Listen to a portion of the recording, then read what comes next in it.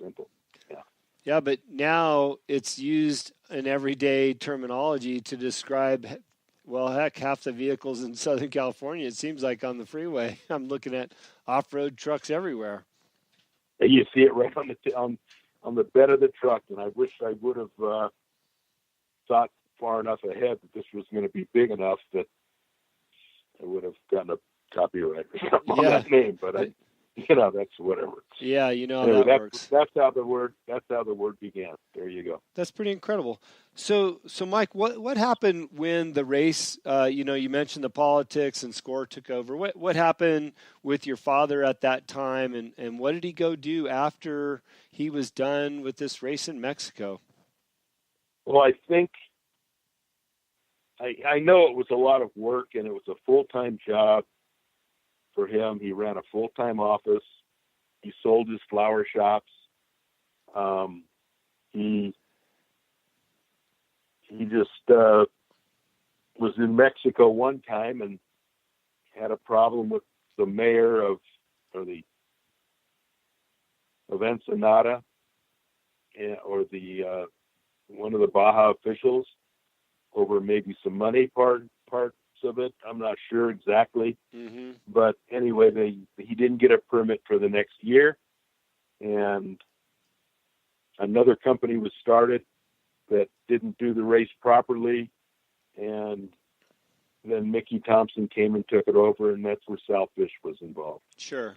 And what Dad did was he actually had a passion for building old fly rods, fishing poles. Uh-huh. And so he started a little museum for antique rods and reels.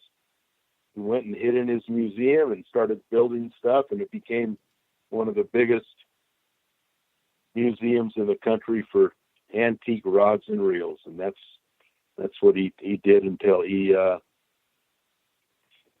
finally passed away. But that's what he evolved into. Wow. I suppose that might be what your minor connection is up there with Walker Canyon and some of the great fishing in Northern California. Yeah. He actually went, I didn't mean to cut you off, Jim, but he actually went gambling with my mom up in Tahoe. And they drove home, and they had a few $1,000 in their pocket. Uh-huh. He stopped in Walker, and he said, I'm just going to buy some property. If we take this money home, we'll just spend it. Huh. So he put the money down on the property, and at my wedding, and when I got married, he had a couple of drinks, I think, and he said, hey, guys, you go build a house on that property, and you can have it. Oh, my gosh. Okay, Dad. So before he sobered up, I went up there and drilled a well. And so he was committed, and we built a house, and we moved up there. And we didn't live up there too long, but we eventually sold that house and kept about 30 acres up there, and that's why I still have that property. But yeah, he bought some property in Walker from a gambling issue that he had back in the day. Interesting. Well, Mike, I see the pictures of your dad, and if you go on the NORRA.com website for my listeners, there's a great historical perspective of the NORRA race, and there's some pictures of Mike's dad.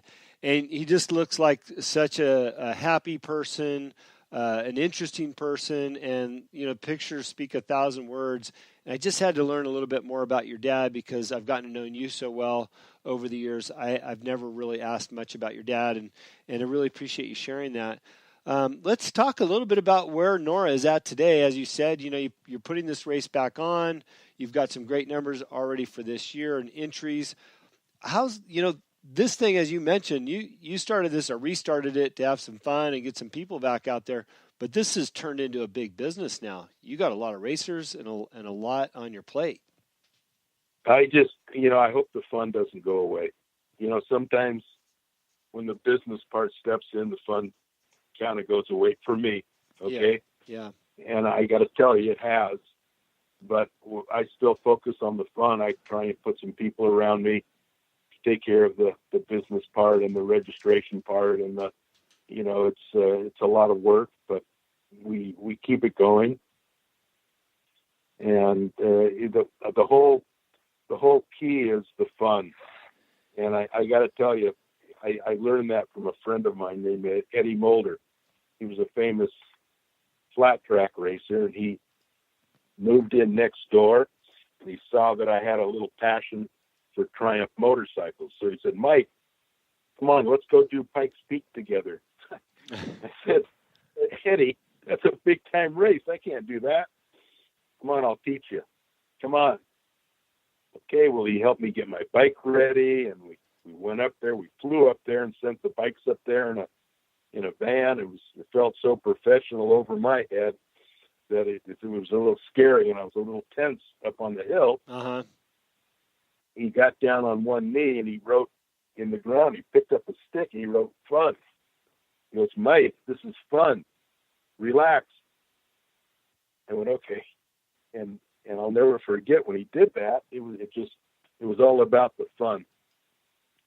And when I started the Mexican 1000 up, I remembered it's about the fun, and we got to keep it fun and not so intense.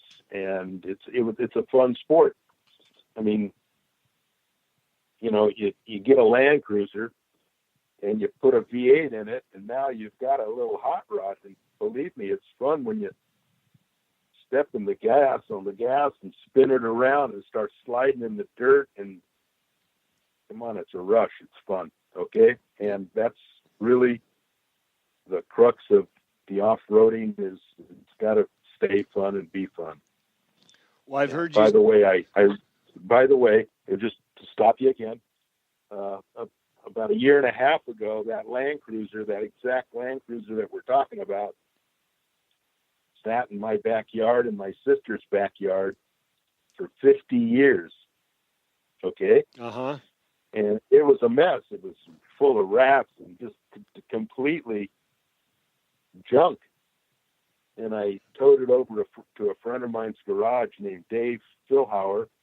He owns Dave's Garage. Uh-huh. He worked for my dad way back and actually worked on that vehicle. And we completely restored it. And it was down at the start line for our last event. I wanted my dad's grandkids to race it, but it wasn't quite ready. And now it's so nice. I hate to race it, but it came out extremely nice. So I have that vehicle that Dad started this whole event in, and it's going to go to some of the off-road shows here.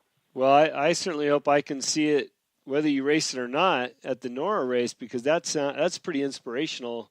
The second you started to talk about it, I thought, wow, that would be amazing if you had that. And clearly you do, and it's in prime condition.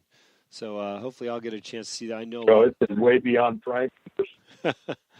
Wow. It's nice. I mean, Hot Rod Magazine's doing a full story on it. It's nice. Wow. Too nice to race, maybe. Wow. Well, that's spectacular. I was going to say, Mike, you've done a really good job of talking about and making sure that the race is fun. I know that that's part of your tagline, and it resonates, and it's always resonated with me. And yeah, it's pretty hard not to have fun, especially for me in a 57 Chevy driving down dirt roads through Baja. I can kind of envision what it was like. But I know you have a great team of people behind you.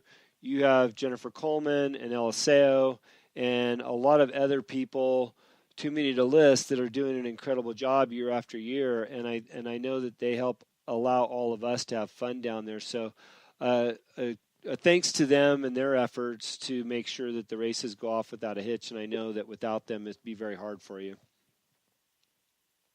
Well, there's so many people to thank, and believe me, it's not about the money. All of our hearts are into it, big time.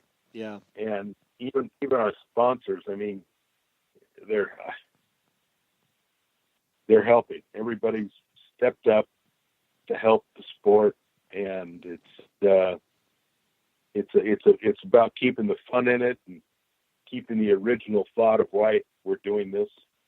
And it's about getting in the driver's seat with a bunch of horsepower and having fun with a piece of machinery. That's kind of what it's about, really. Okay, I think, my opinion. Mike, what would you tell people? Maybe they're kind of like your dad 50 plus years ago. They've got something in their garage that they're thinking about building, and they're listening to this going, hey, maybe we should go do that. What would you tell people or encourage people to do if that was their thought process about Baja and about the race? What would you say in a few sentences? I think they're foolish not to do it if they have a passion for driving any kind of a vehicle, and I think we all do, okay? Because I don't care what kind of a vehicle it is, we've got a class for you. I don't care if you're a millionaire and want to spend $700,000 or $800,000 on a vehicle to win, or you've got an old '55 Chevy that you want to put some shock absorbers on and some nice tires and go race it for pennies. Come do it. You'll have a great time. Follow your heart. You'll have fun. It doesn't matter. We're out there to have fun. It's not about winning. It's about having a good time and going down there, being with the rest of the crowd, being with the rest of the guys that want to race.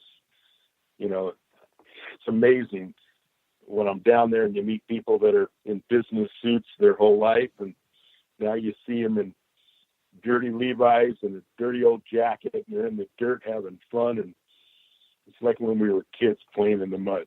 It's fun, okay? There's something. You got to get down there and try it. It's just fun.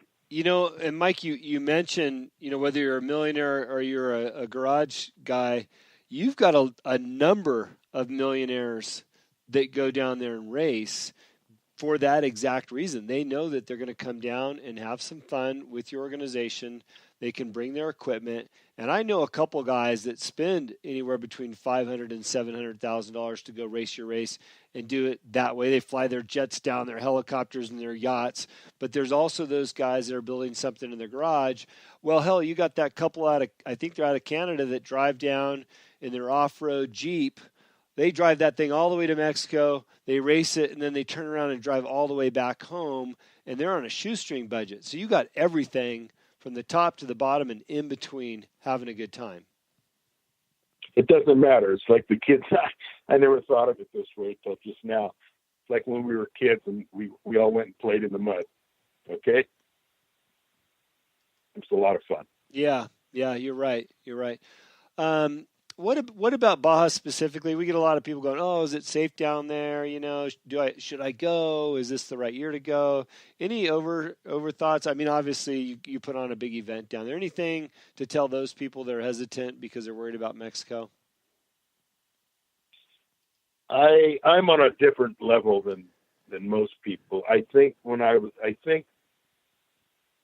you got to be careful wherever you're at. When people tell me that they're afraid of Mexico, I always come up with the same thoughts here. And I tell them, if it was 3 a.m, would you like to walk from Hollywood to Long Beach, or would you like to walk from Tijuana to Ensenada? And they think about it, and they go, geez, yeah, there's crime and there's people get hurt everywhere. Yeah. But it's you got to just be careful wherever you are. But it's Mexico. I love the people down there. Actually, yesterday I crossed the border, and I've gotten, the border was almost a 2-hour wait, hour and a half at least. And I've learned to enjoy crossing the border, even if it is 2 hours, because all the people that are trying to sell things up and down the border, it's fun. It's just, I put a little change in my car and I have fun with it. And the kids come and they want to juggle the balls over their head, and little kids, young kids, and I give them a couple bucks and they have fun. And I've learned to enjoy the border crossing even. Okay. But the people down there are so nice, especially when the further you get down into Baja, it changes. Up near the border, it's a little different. You get into Ensenada, it gets better. And you get down into the little